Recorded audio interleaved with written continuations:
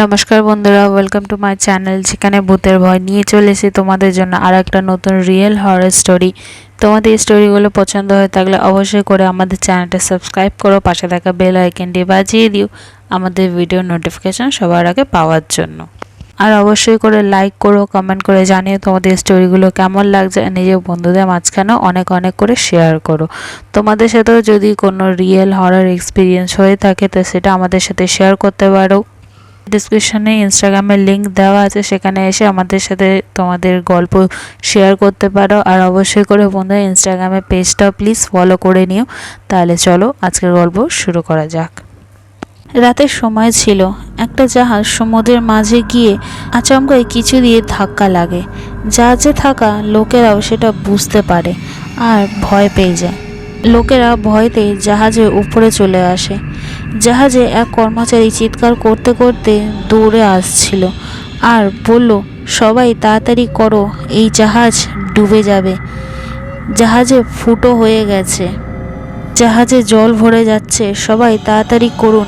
এই কথা শুনে প্রীতি খুব ভয় পেয়ে যায় আর নিজের বর নীলকে বলে, এ কি হলো নীল, আমাদের কি হবে? আমরা কি এখনই মরে যাব? না প্রীতি, আমাদের কিছু হবে না। ওই দেখো, ওখানে একটা লোক নিরাপত্তা জ্যাকেট সবাইকে দিচ্ছে। আমাদের হাতে নিরাপত্তা জ্যাকেট চলে এলেই আমরাও নৌকাতে বসে এখান থেকে চলে যাব। তখনই লোকটা বলে ওঠে, নিরাপত্তা জ্যাকেট শেষ হয়ে গেছে, হয়তো আর কেউ বাঁচতে পারবে না। বলে লোকটা মোটরের জাহাজে বসে ওখান থেকে দূরে চলে যায়। হঠাৎ করে পুরো জাহাজেই আগুন লেগে যায় আর প্রীতি বলে ওঠে, এবারে কি হবে নীল, আমরা এখান থেকে কিভাবে বাড়ি যাব? তুমি তো জানো আমি জল থেকে কতটা ভয় পাই। তখনই দেবশ্রী জাহাজের একটা ঘর থেকে বেরিয়ে আসে। প্রীতি আর নীলকে বলে, এতে কান্নার কি আছে? ওই দেখো, সামনে একটা নিরাপত্তা নৌকো আছে, তোরা দুজনেই ওতে বসে বেরিয়ে পড়ো। তারা তিনজনে মিলেই নৌকা জলে নামিয়ে প্রীতি আর নীলকে পাঠিয়ে দেয়। তা দেখে ভাস্কর আর সুমন রেগে গেছিল। কী রে দেবশ্রী, একটাই তো নৌকা ছিল, সেটাও প্রীতি আর নীলকে দিয়ে দিলি? আমরা কি এখানে মরার জন্য থাকবো? তখনই দেবশ্রী দুটো নিরাপত্তা জ্যাকেট তাদের দিকে ছুঁড়ে ফেলে। এই নে নিরাপত্তা জ্যাকেট পরে নিয়ে জলে জলে নেমে পড় আর নিজের জীবন বাঁচা। কিন্তু তুই কি করবি? আমার চিন্তা করতে হবে না, তোরা নিজের জীবন বাঁচা। বলে ভাস্কর আর সুমন জ্যাকেট পরে জলে নেমে পড়ে। তখনই ধোঁয়া বাড়তে থাকে। সেই ধোঁয়ার মধ্যে দেবশ্রী একটা নৌকা দেখতে পায়।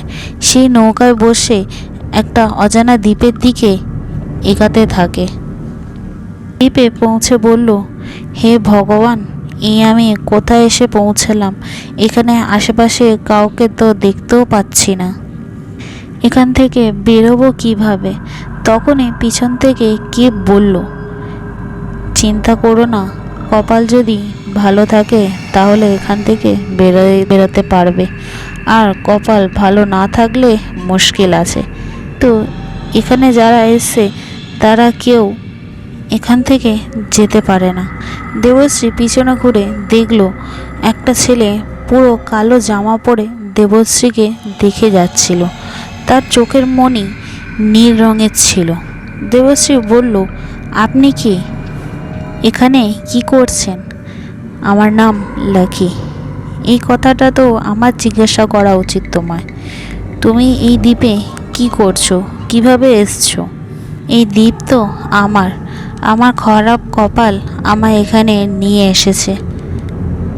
তুমিও মনে হয় খারাপ কপালই ছিল বলে এখানে চলে এসছো বাকি চারজনের মতো।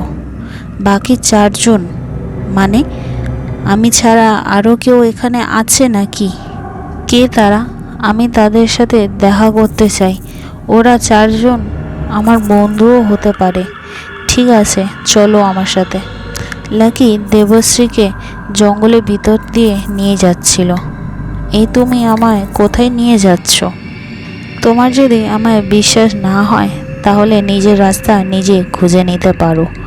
কিন্তু এই অচেনা দ্বীপে আমায় বিশ্বাস করা ছাড়া তোমার কাছে আর কোনো উপায় নেই।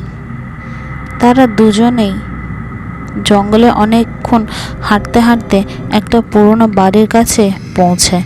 দেবশ্রী বলে, এই দ্বীপে এত পুরনো বাড়ি কিভাবে?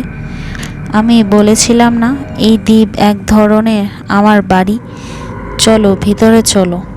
ভিতরে গিয়ে দেখে তার 4 বন্ধু ওখানে বসে ছিল।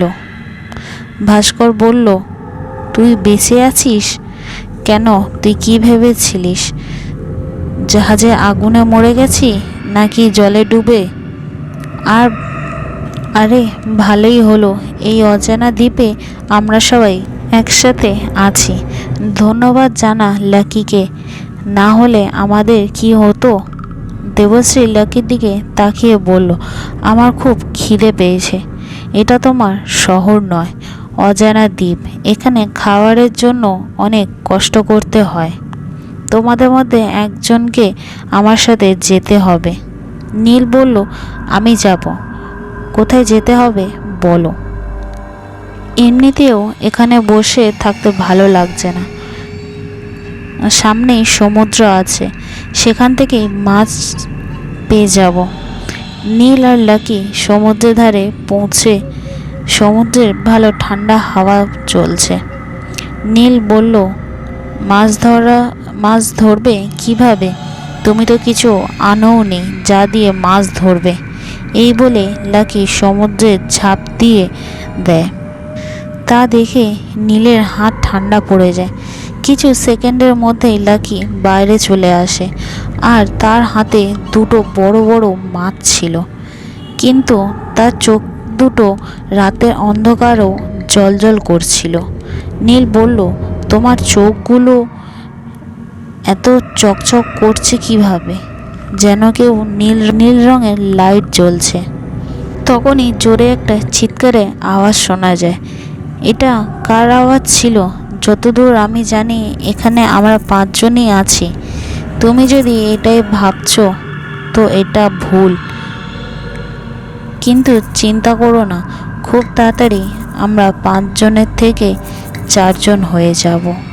লাকির দাঁত হঠাৎ করে বাড়তে লাগলো, তার গায়ের রঙও হঠাৎ করে পাল্টাতে লাগলো। তাকে দেখতে পুরো দানবের মতো লাগছিল। নীল বলল, কে তুমি? শিকারী মানুষ। শিকারী বলেই নীলের গলা কামড়ে পুরো রক্ত চুষে নেয়। ওদিকে প্রীতি নীলের অপেক্ষা করে যাচ্ছিল। অনেকক্ষণ হয়ে গেছে, নীল এখনো আসেনি। ভাস্কর বলল, দাঁড়া, এটা আমাদের শহর নয়, হয়তো ওরা এখনো কিছু পায়নি।